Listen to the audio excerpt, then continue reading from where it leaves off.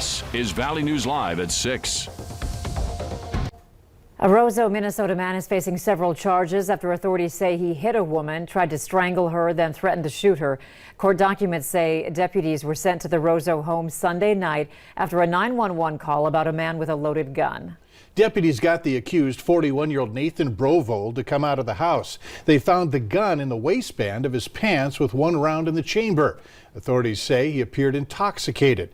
Now, there were 2 women and 2 young children in the home at the time. The complaint states that Brovold and one woman had been drinking and started fighting. Brovold is a chief nursing officer at Life Care Medical Center. He's been suspended pending an investigation. A federal charge has been filed against the man accused of using an axe to smash windows at Senator John Hoeven's office in Fargo. The substantial damage to the windows, intercom system, and door frame exceed $1,000. Thomas Starks was charged with damage of government property. He's also been charged in state court with criminal mischief. In Moorhead, police are asking you to check your home security cameras. Yesterday, they took a report of someone going into an unlocked vehicle in the 1200 block of 19.5 Street South. Now, items they say were stolen from the car and were set on fire nearby. Police say that you should check your cameras for any suspicious activity between 1:30 and 3:30 yesterday morning. And if you have any information, call authorities at 218-299-5120. Colder temps and wind have combined for some challenging conditions. You really felt a bite if you were outside for very long today. Let's begin by tossing it over to Hutch, who has the latest on what to expect tonight. Hutch? Well, we still have some slippery roads around from our flaky and fluffy snow that fell this morning, between 1/2 inch and 2 inches for many here up and down the valley. Then it cleared out and it was a cold one out there. Temperatures are falling quickly in northwest Minnesota, 5 below Thief River Falls, 1 below in Bemidji. Holding on to just above 0 temperatures here in Fargo, but look at Grand Forks, you've cooled down to 0. We do have quiet conditions on the radar. There were a few flurries in northwest parts of South Dakota this evening, but those are wrapping up. Crystal clear skies. Temperatures in the single digits and falling for the next hour or 2, but by 8 o'clock, it looks like temperatures begin their rise, and it'll be warmer at 10 o'clock when you join us again, as temperatures will be on their way up. Now, a warm-up usually comes with some growing pains. I'll have hour-by-hour details on what you can expect on a warm Wednesday coming up here in just a few minutes. All right, Hutch, thank you.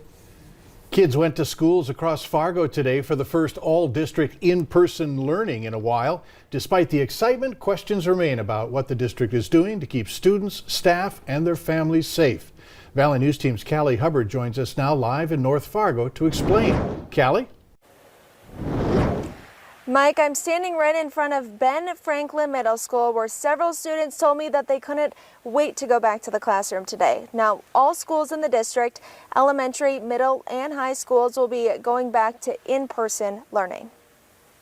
We were making history. This was a big experiment. Shane Martin, the principal at Ben Franklin Middle School, says they're taking every step possible to keep everyone safe. We have kids that are scared. We have families that are scared, and rightly so. We should be nervous and careful about what's happening in our public schools. He says teachers are spreading kids out 6 feet apart as best as they can, making sure students wear their masks properly and providing them masks if they forget them, encouraging hand washing throughout the day and trying to avoid congestion in hallways. Our number one goal is to make it to the end of the year with all of our kids here, all of our kids well. Adding that students wouldn't be back without all the hardworking dedication of all the teachers, faculty, and staff that have been going in before and after school and on the weekends.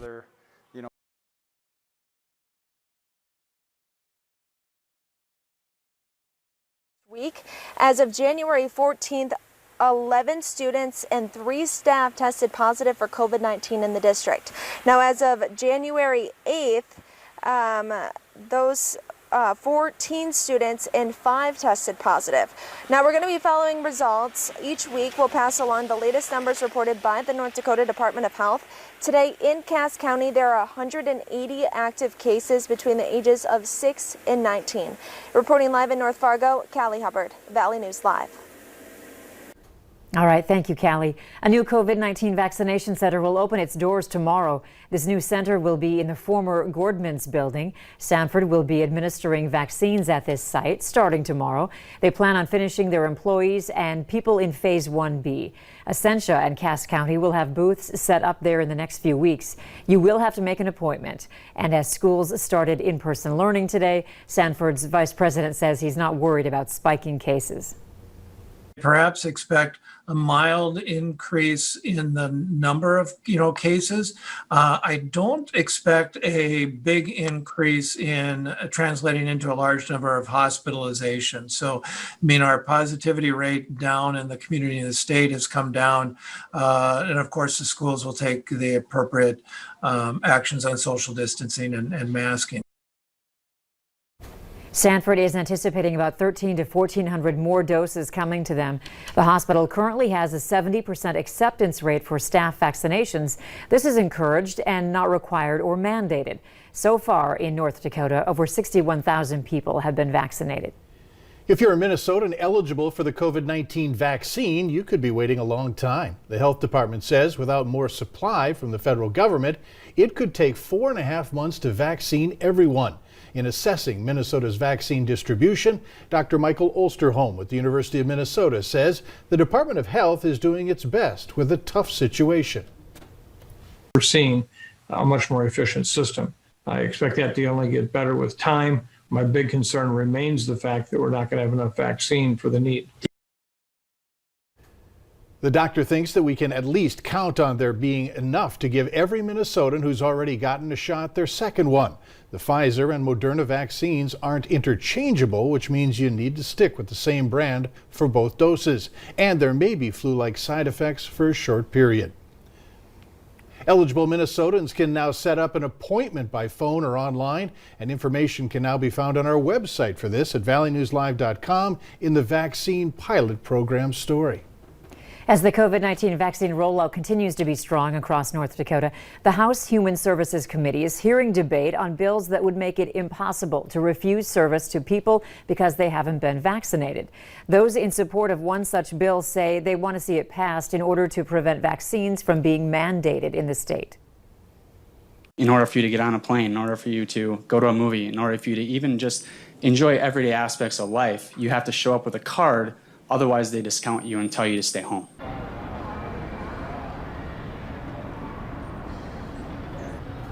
Steve Nagel is referencing reports of potential COVID-19 vaccine passports that could be required for future travel. As anti-vaccine supporters gave their personal anecdotes, Chairman Robin Wise said no one was concentrating on the bill's language.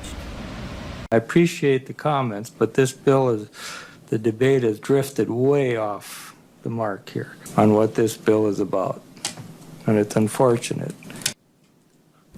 Some lawmakers sitting on the committee say these bills are premature as there are no discussions about vaccine mandates for North Dakota. Another bill is attempting to lessen the state's requirements for children to be vaccinated before going to school. Later on Valley News Live at 6, an update on last night's fire at the Highway Department building near Hankinson. But next, we'll talk about your forecast as we see temperatures on their way up. Details right after this.